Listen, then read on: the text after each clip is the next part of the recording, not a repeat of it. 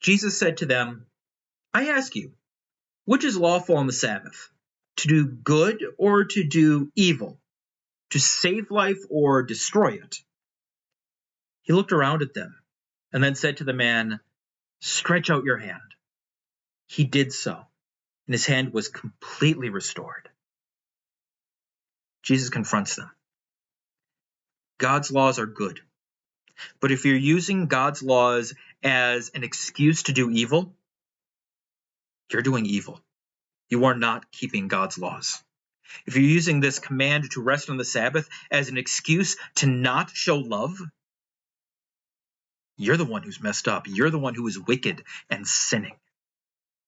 And so Jesus shows love. He heals this man on the Sabbath. See, God's laws are all about love. When we use God's laws as an excuse to not show love,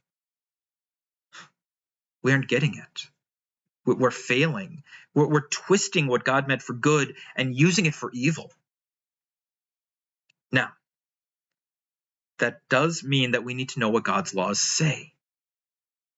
And it does mean we need to use them in a loving way. And our sinful natures love twisting that, saying, well, if you do that, that's just not loving. Well, you need to go back and get those basics in. You need to go back and see what God says and see what he really says. Not what I think he says, not what you think he says, but what he really says, so that you can live it out. And what's going to happen as you know that more and more is not the evil around you, but you're going to see your own evil more and more. If you read God's law and you say, look at how bad that person is, you are missing the point. That person is evil because they're human, just like you.